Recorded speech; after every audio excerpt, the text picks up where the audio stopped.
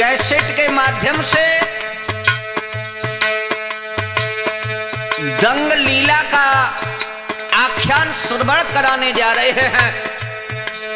श्री कृष्ण और भीम का संग्राम किन हालातों में हुआ है, ये नवीन आख्यान आप लोगों के सामने साइल कैसेट के माध्यम से प्रस्तुत करने जा रहे हैं, जिनके रिकॉर्ड करता भैया साइल जी हैं। तो आ जाइए दोस्तों,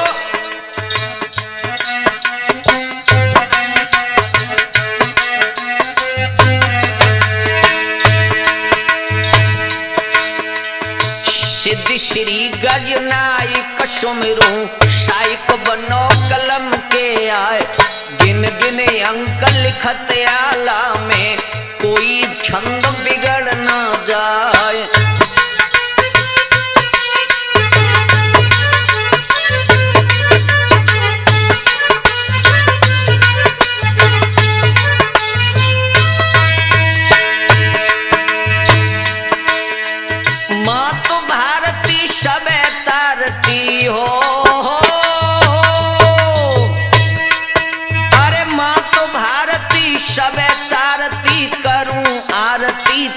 सजाए परम पूज्य गुरुदेव को सुमिरू, जिनने दी जो ज्ञान सिखाए।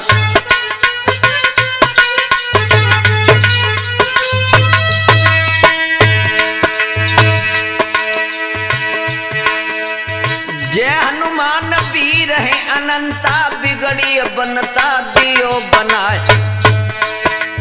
जननी जनक कनक सम शोभा, जिनको अंश कला दिखलाए। सुमिर महावीर पिलुअन बारे, जिनकी रही पताका छाए। भोला सुमिरू झारखंड के, बिगड़ी सबकी दे तू बनाए।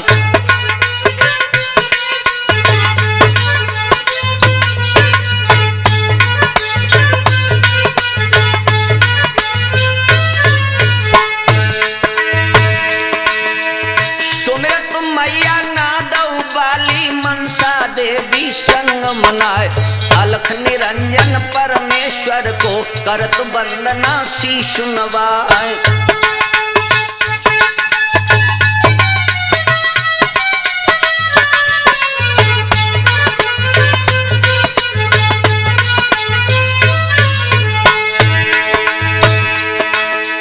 सर्वदेवतन को सुमिरत है, दैने भुजा समारोह आए। अरे कवि कमलेश छंद आला में लिख रहे सुंदर छंद बनाए।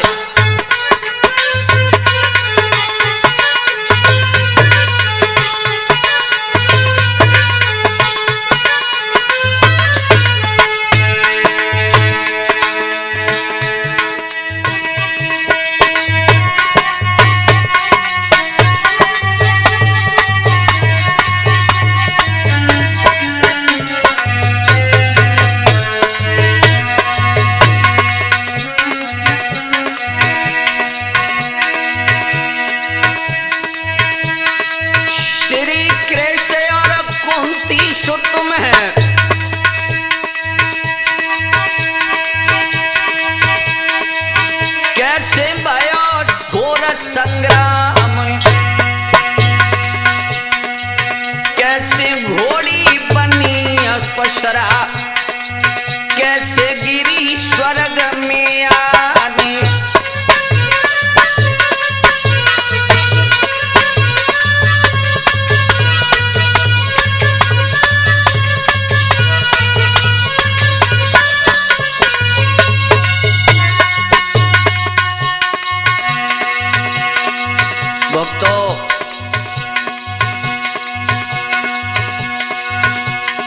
किस प्रकार से ये घोर संग्राम हुआ है, इसे ध्यान से सुनते हुए सभी भक्तों बड़े प्रेम से मनन करेंगे। किस प्रकार प्रभु ने अपनी लीला को प्रदर्शित करते हुए प्रस्तुत किया है।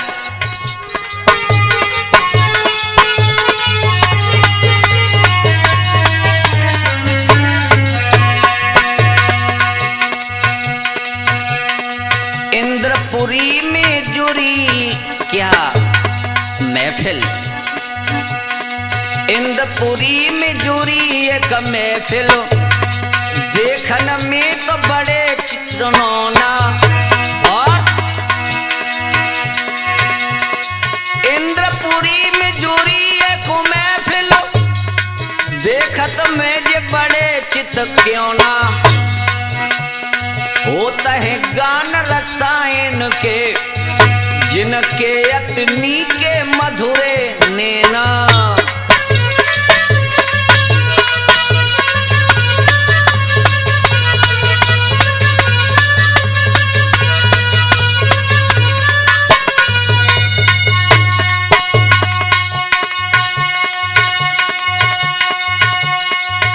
सुर बेन बजे सिर बेन सजे, लला रम्मा रही नाच चला बैनैना। परियों का नृत्य हो रहा था। कहे कमलेश बबलू सुनो, कहे कमलेश सुनो बबलू। चपला के अंग सुअंग रहे ना।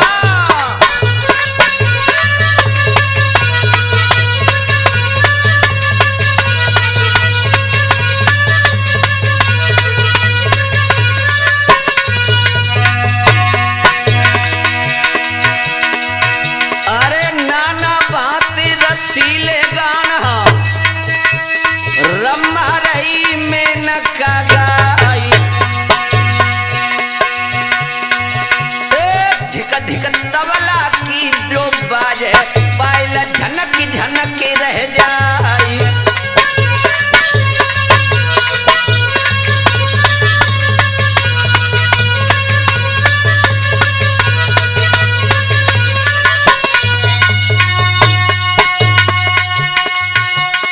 कमर मरोर नैन चकोर है, रई देवन कुजिया चुराई। और क्या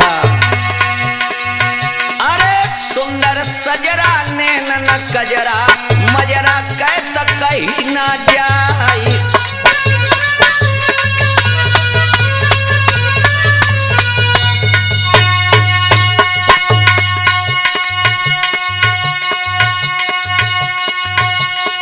गोला पेना मीठे पेना, गहना दिव्य चमक चमकाई। और क्या सुगड़ बत्ती सी लगे रत्ती सी, श्याम सलोनी छटा दिखाई।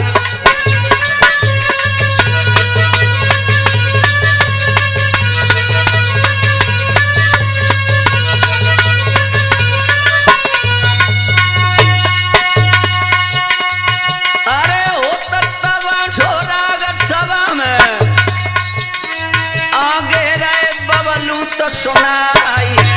और क्या बहुत सुंदर तमाशा हो रहा है उस राग सभा में, जहां परियां मधुरा नृत्य दिखा रही हैं। होनहार सोई हुई के रहे, जो विधना ने लिखी बनाई।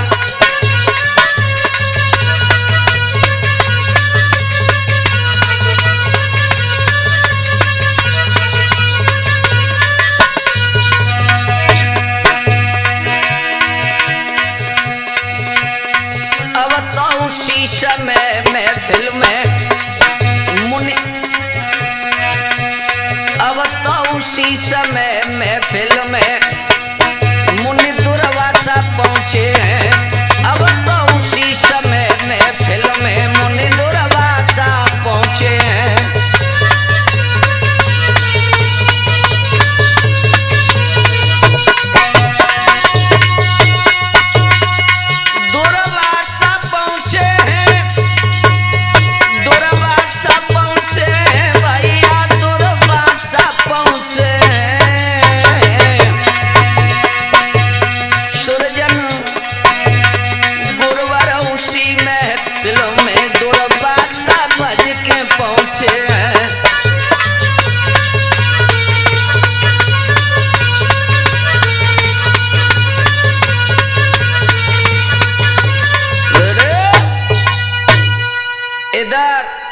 जिस महफिल में परियों का नृत्य हो रहा था, मधुरा राग चल रहा था, उसी महफिल में दुर्वासा पहुंच जाते हैं। अरे भैया क्या हुआ है? मुनिवर देख घड़े भाव सुरपति रक्त कर ले है बैठारी। भक्तों, इंद्रपुरी के पावन जल से इंद्रदेव रहो चरण पखारी।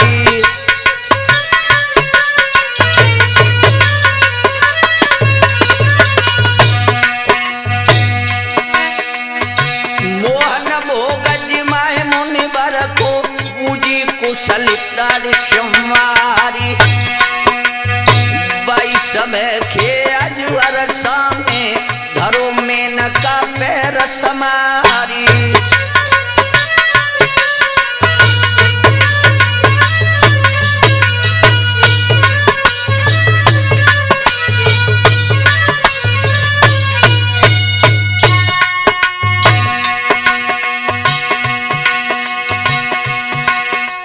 नाचत नाचत गई सभा में दुर्वासा ढिंग पहुंची अजाई खाए। कूद बैठ गई फिर गोदी में, गले में भैया लई लटकाई।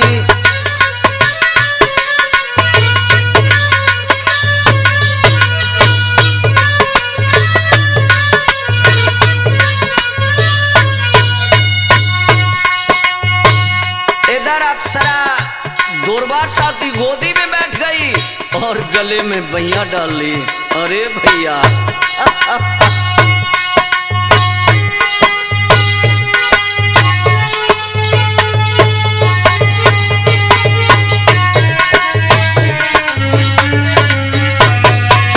क्या हुआ प्रदीप? भैया सुनिए,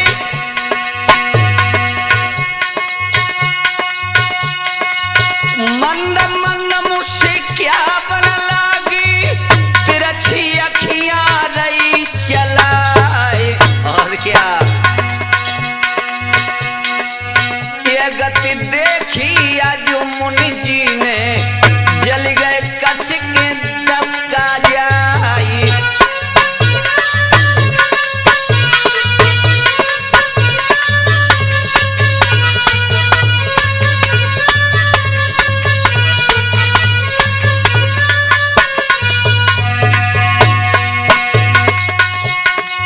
मंद मंद मुझसे क्या बन लागी, तिरछी अखियां रही चलाई। और क्या यह गति देखी जब मुनिवर ने, वाको तीनों धक्का मारी।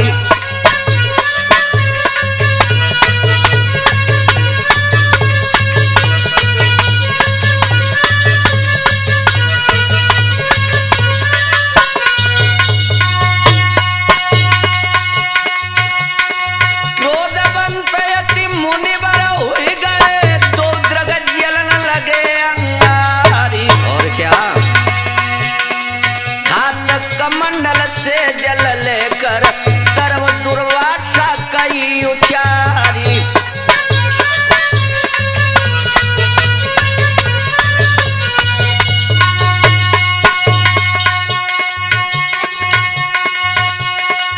अमरावती की सुनो अपसरा, ऋषि अपमान बुरी है बलाई। और क्या हम चाहें तो जग से खोई दे, हम चाहें तो दे जग से जलाई।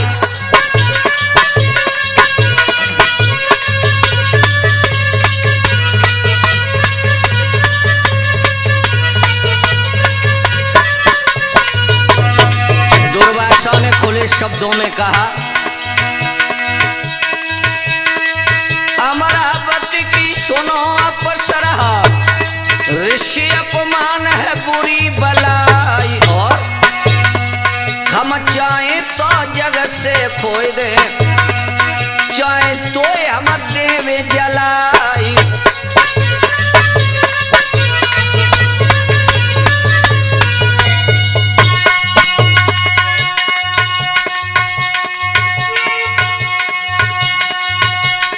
हम चाहे तो पशु बना दे, जग में भटक के रह जाए। और क्या हम चाहे तो पक्षी कर दे, अमर उड़ो पंख फैलाई।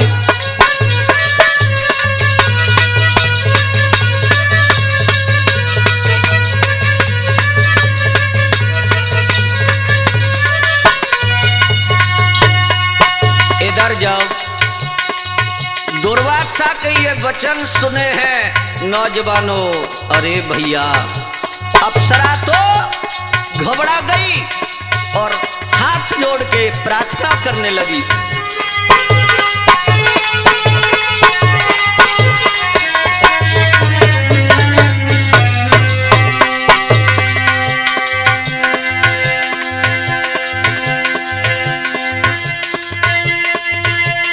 हाथ जोड़ के कहे अप्सरा, चरण दो ऐसी सुनवाई।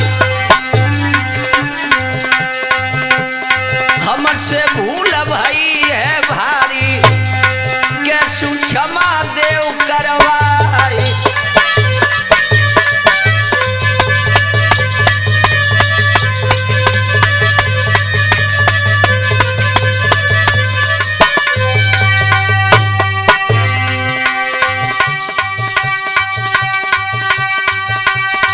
ऐसी गलती अब ना हुई, स्वामी बार बार बल जाए। आजीवन भर हम पछताए, कबहू तुम्हें न भूले हम पाए।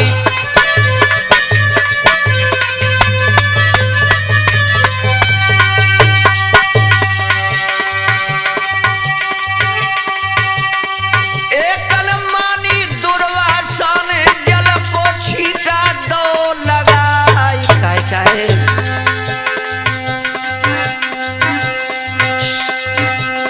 सुंदर परी बनाई दई घोड़ी, तब घोड़ी से कई सुनाई।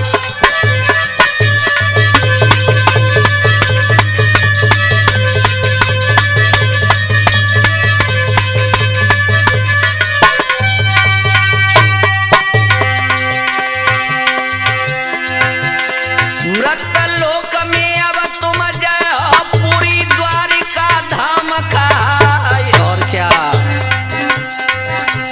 श्री कृष्ण जो शिष्य हमारे, उनसे कई हाल सुनाए।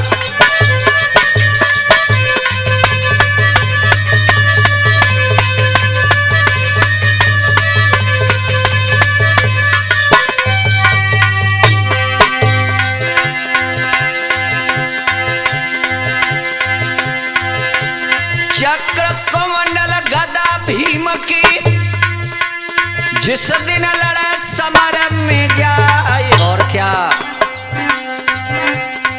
उनकी छाया में शक्ति है, तुम्हें अप्सरा दिए बनाए।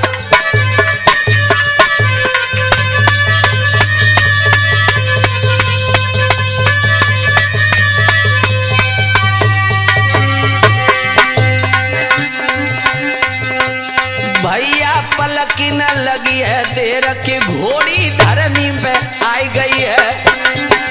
फिर ना पलकी न लगी देर के, घोड़ी धरती पे आई गई है।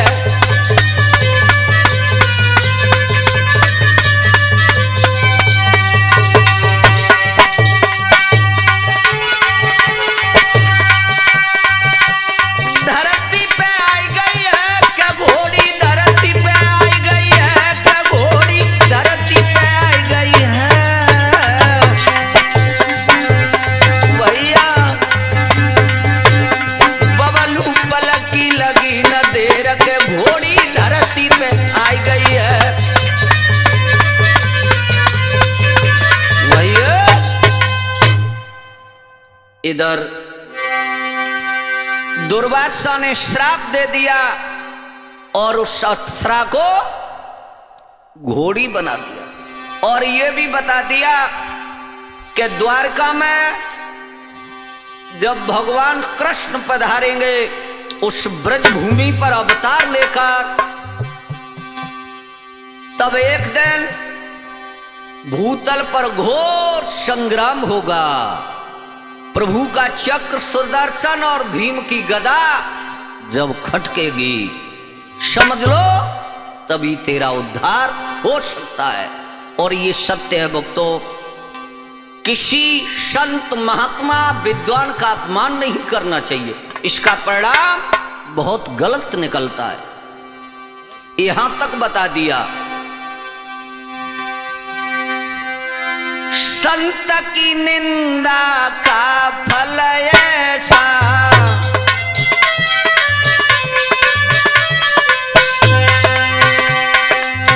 जल जय नगर लंका कर जैसा।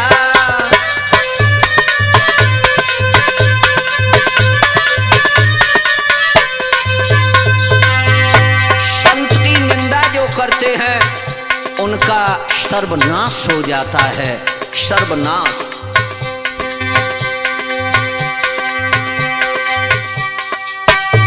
जब मृत्यु लोक में वह घोड़ी आकर के अति पछतानी है, मैं कती फिर चारों ओरी बिलखे भरे नैनन पानी है।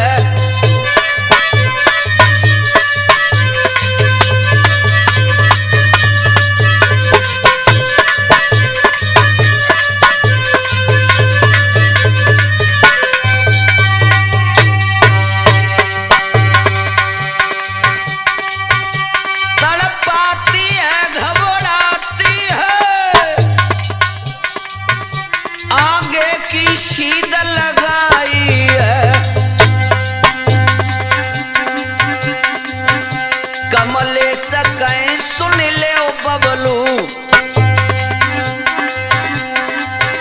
कमलेश गए सुन ले ओ बबलू, फिर धाम द्वारिका आई है।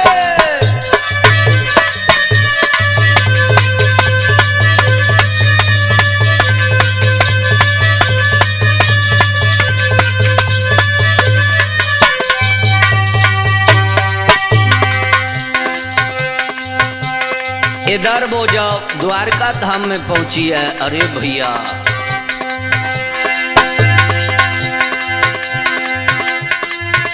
अरे श्री कृष्णचंद्र द्वार गई लगी गई गले मन मोहन से, दुर्वासा का जब हाल बताया, रो रो कर नंदन नंदन से।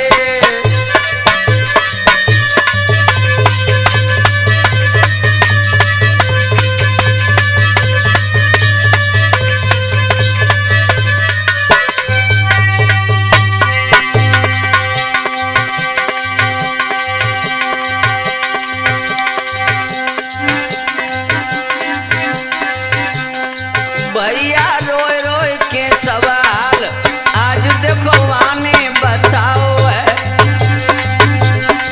बिरना रोए रोए के देखो हाल आज घोड़ी ने बताओ है।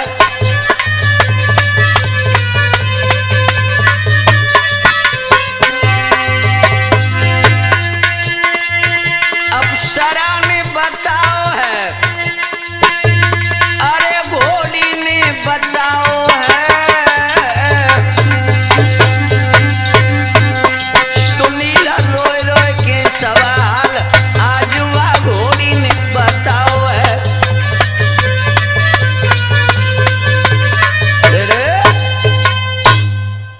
जिस समय सारा हाल समझा दिया, उधर क्या हुआ है भक्तों, सोने घोड़ी की बात कृष्ण ने कर में ली, नीति कलम उठाए,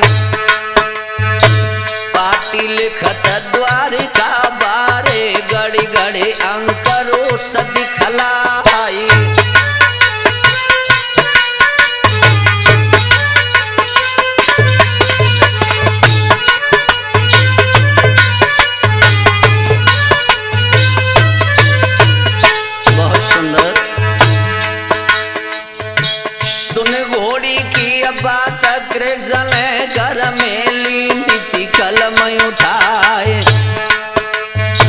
पाती लिखत द्वारिका बारे, गड़े गड़े अंकरो सद खलाए।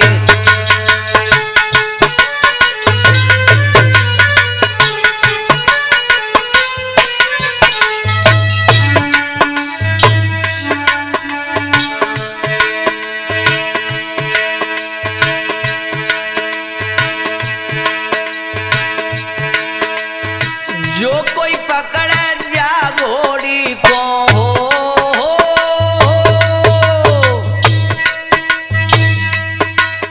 अरे जो कोई पकड़े जा घोड़ी को, हमसे लड़े समर में आए, जीते सो घोड़ी ले जावे, हारत जीवन दिए गमाए।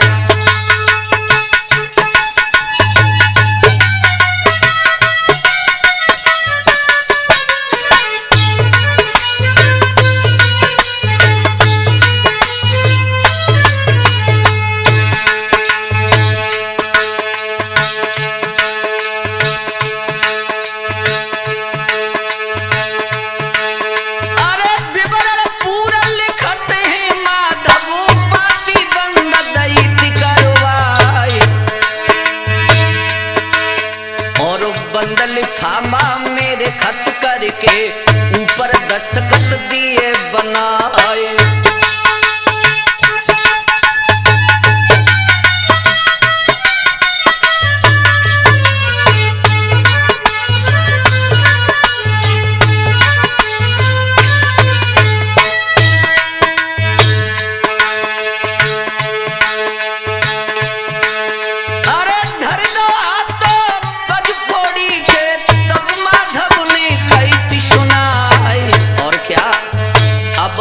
फिकर करो मत मन में, सारे कष्ट दिए निबटाए।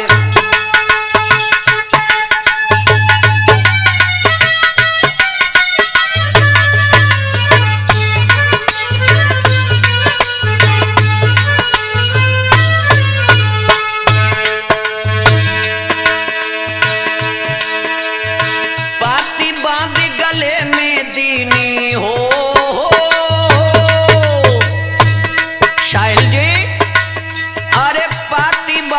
गले में दीनी आगे घोड़ी दैती बढ़ाए, देश देश में घोड़ी घूमे, छत्री पुरुष नाई नियराए। अरे पढ़ के पाती दकते छाती, अरे पढ़ के फाती दद करे छाती, कोई हाथ धरत है नाय, नाम पढ़त ही श्री कृष्ण को, चलती नबज बंद हो जाए।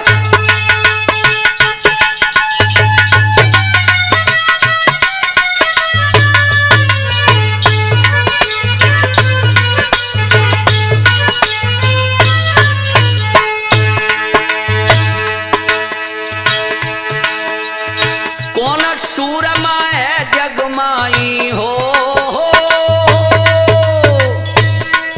अरे कौन सूरमा है जगमाई, जो काना से ले बैराट, बुरी मारो है चक्र गदा की, आगे शारग की टंकार, कौशल भद्र मिश्र फिर आई, कंबुज मगध मगी पचे आए, सिंधु देश पायल जन भूमि, काउने नए दई लगाए।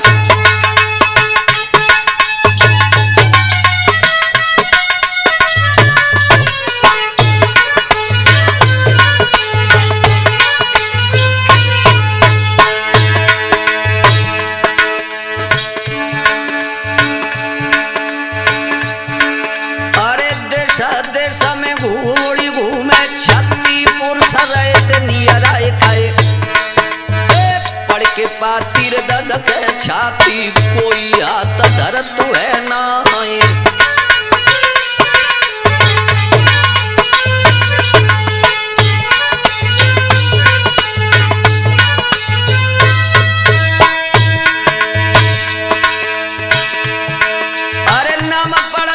श्री के चको चलती न बज बंद हुई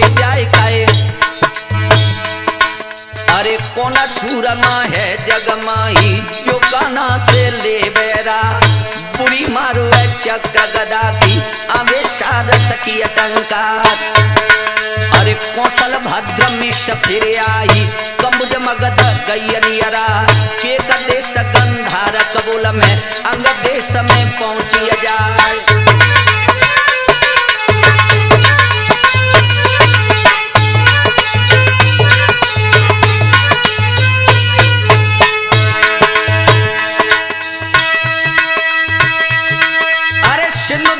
पायल जब घूमी काउने नाई गई लगम कहे अरे घूमत घूमत चारा ओरी घोड़ी गई दंग में धाम अरे बागुन जब घोड़िया ने देखी राजा दंग गयो हर्षाय अरे पकड़ देखे लागो न को चिंता गई समाय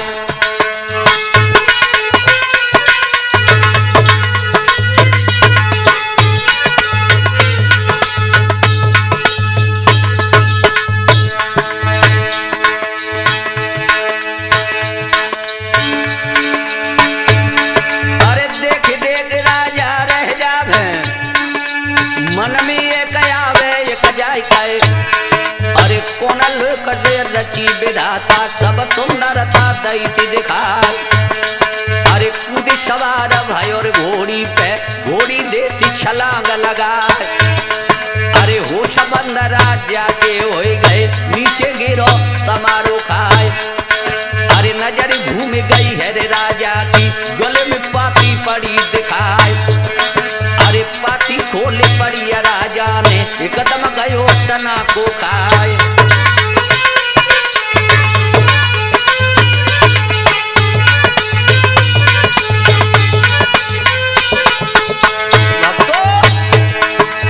जंग राजा ने जब घोड़ी पर छलांग लगाई सवार हुआ और घोड़ी ने छलांग लगाई तो नीचे गिर गया और पाती की तरफ नजर गई अरे भैया होश उड़ गए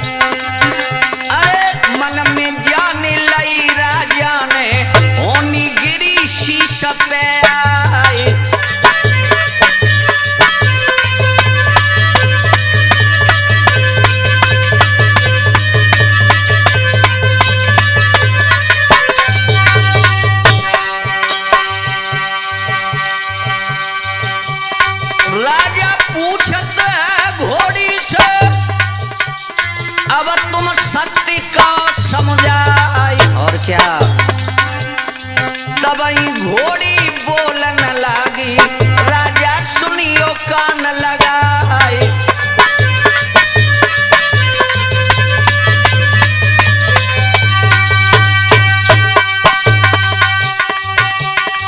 परी मेनका हमको जानो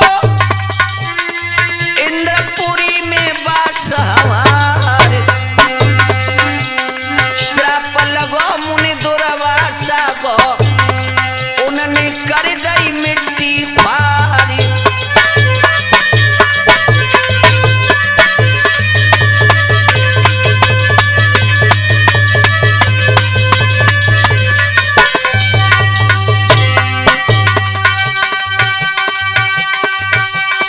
देवलोक से मृत्यु लोक में घूमती फिरी सकल संसारी और क्या तुमने मेरी करी सवारी अब तुम ही बनियो पथवारी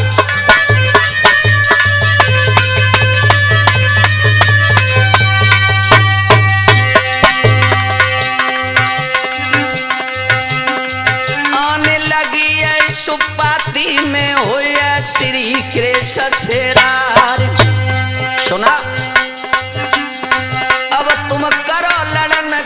त्यारी साजो वीर समारो समारी।